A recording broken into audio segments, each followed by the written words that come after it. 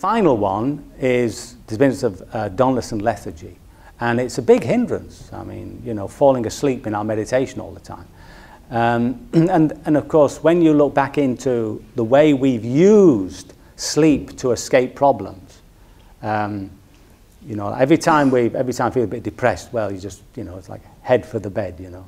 And it's sort of big neon lights, head for the bed. Or you just lie down on the couch, you know, fed up, and off you go. See? Great, isn't it? I mean, oblivion, there's no suffering.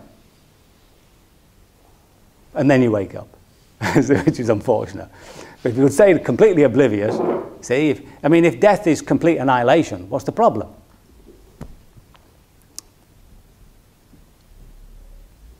So, unfortunately,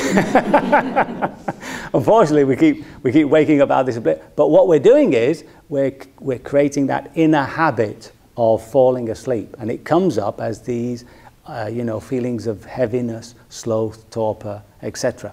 And there's also, of course, the fact that being in that gentle subliminal state on a Sunday morning is really nice, isn't it? You know, when you wake up and you turn over and you're just sort of wandering on that pleasant dreamy state, or get back into bed, and you just keep wandering on that on that lovely subliminal state of not being quite asleep and not being quite awake. And developing that is developing sloth and torpor, or dullness and lethargy. So we shouldn't be surprised when we come to sit there, we're always sort of bobbing up and down, falling asleep. So all these things that we're experiencing here in our meditation in terms of these negative mental states, we have to bring that practice into our daily life. Every time you feel sleepy during the day, ask yourself, now, is this real tiredness? Or is it just, you know, this dullness and lethargy? In which case, stay awake. Yeah? Every time you see your mind wandering, you have to note it and bring it back. So the practice of Vipassana is something that we have to take into just every daily life. Yeah? And remember that the thing that really helps the process, the spiritual process, is to relax. See? So if you find your life too busy, try and do something to make it less busy. Try to experience this standing meditation that we did in the morning as a constant throughout the day, every so often, just to stop. It's a really powerful word, you see. Just stop. Stop.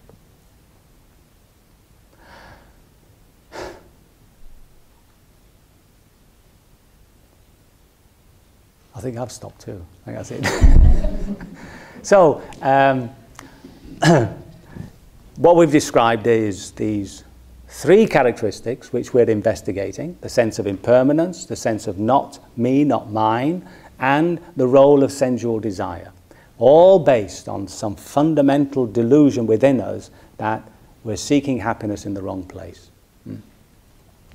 And that while we're doing that, these hindrances draw us away. Old habits of thought, old addictions, little hatreds, depressions, they're all drawing us away into this dream world. And all we have to do is to come off the dream, re-establish that awareness within the body, and let these things express themselves as feeling. That's all, as feeling. And when occasionally there does descend upon you some blissful peacefulness, see, be careful you don't sink into that as you would ice cream. See? Try to still maintain the fact of observing it as something which is very pleasant, very beautiful, but also impermanent. See? Don't get drawn into beautiful states of mind. And use it. Those are really good moments to really draw the attention into the breath and begin to experience impermanence and to develop that sense of laser beam concentration. Laser beam stillness and attention. And finally, just to bring an image to your mind of the child. So when somebody before the age of 7 sees something they don't know, you see in a child, what do? You see, they become locked onto the object, don't they? Their eyes don't move. They're just locked onto the object, a beetle that they've never seen before. Everything goes absolutely still. The body relaxes. The jaw relaxes. They look gormless. Yeah? And the good parent gives them a clip on the back of the head and says, wake up. They look gormless, the jaw's completely relaxed, which means there's no thought. That's why in your meditation, always make sure your jaw's relaxed, yeah? Your tongue's relaxed. And they're just watching, and then after a moment or so, they stop and they ask, what is it? Yeah? Now, all that learning has gone on in just that watching, and all we're trying to do is get back to that state. Just that state of the original child. And that's why in Zen, they'll often talk to you about original mind. Okay? So if you keep that image in your mind of the child, and that's what you're trying to get back to, a non-thinking state of pure observation. Huh?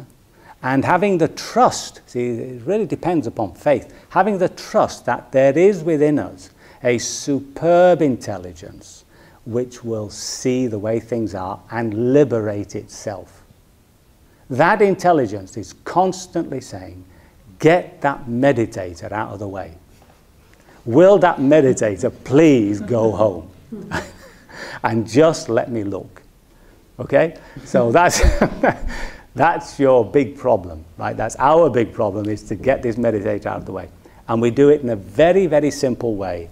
We just relax, we place the attention on the breath, we raise the interest to observe these three characteristics, and we just watch. We just feel, we just experience whatever draws the attention within the field of awareness.